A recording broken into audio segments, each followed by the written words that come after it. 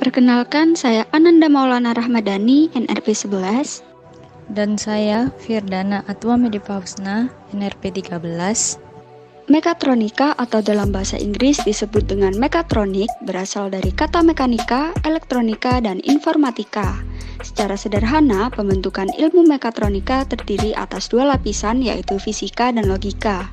Berdasarkan hasil Musyawarah Nasional Mekatronika 28 Juli 2006, Komunitas Mekatronika Indonesia merekomendasikan definisi mekatronika sebagai berikut.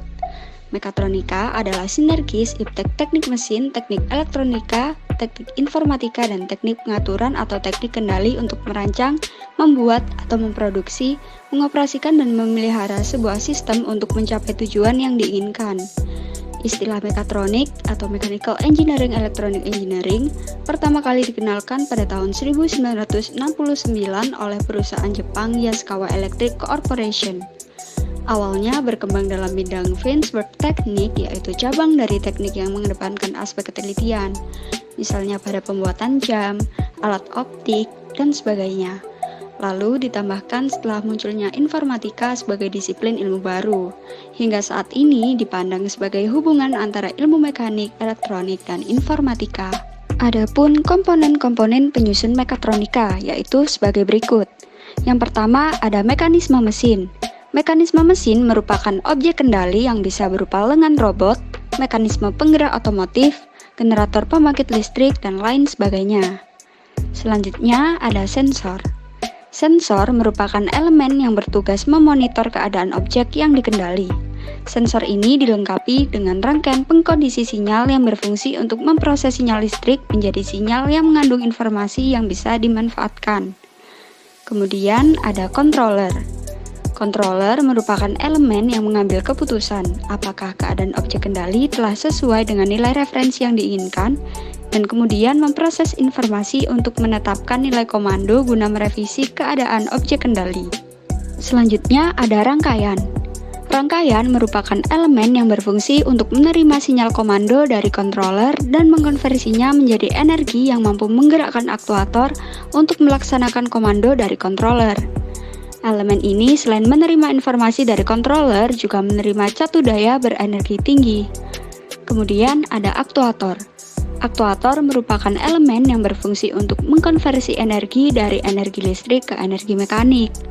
Bentuk konkret aktuator ini misalnya motor listrik, tabung hidrolik, tabung pneumatik, dan lain sebagainya.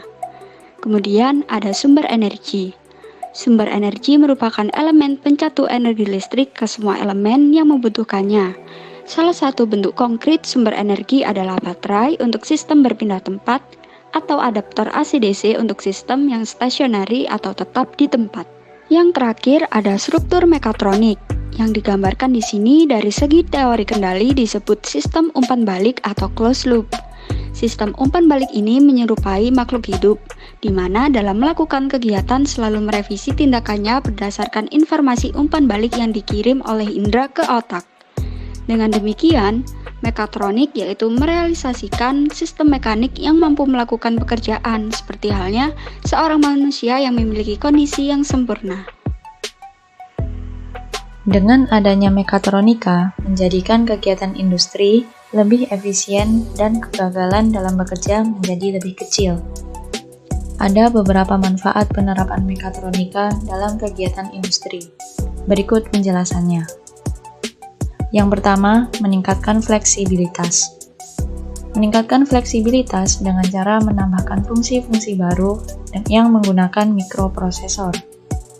Bentuk penerapannya adalah penggunaan lengan robot dalam industri dapat memudahkan proses kerja.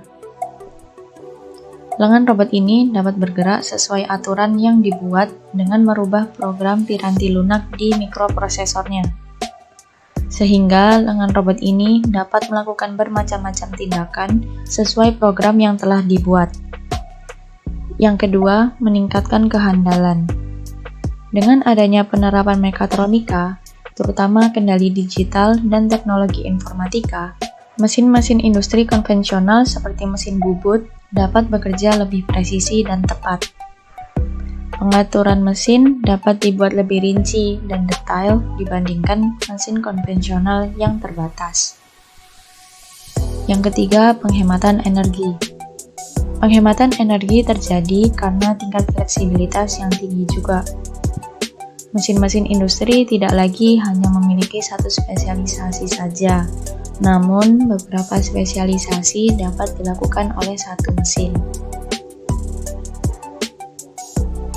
Penerapan mekatronika dalam kehidupan di sekitar kita antara lain: yang pertama, teknologi airbags pada sistem keselamatan di transportasi mobil. Airbags digunakan untuk menghindari benturan pada penumpang ke dashboard mobil atau bagian keras lainnya. Lalu, bagaimana cara kerja airbags hingga bisa keluar dan mengembang? Dalam sistem kontrolnya, sensor berupa akselerometer akan menangkap sinyal dari luar berupa getaran atau guncangan yang terjadi pada mobil. Apabila tingkat guncangan itu sesuai dengan sinyal yang telah disimpan, maka program kontrol akan berjalan dan airbags keluar dan mengembang. Yang kedua, sistem rem ABS atau Anti-Lock Braking System. Sistem rem ABS ini digunakan dalam bidang otomotif seperti mobil, motor, dan lain-lain. Cara kerja sistem ini adalah mencegah rem terkunci saat terjadi pengereman mendadak. Hal tersebut menjadikan laju kendaraan dapat dikendalikan lebih baik karena roda kendaraan tidak dalam keadaan berhenti total, sehingga mengurangi terjadinya kecelakaan.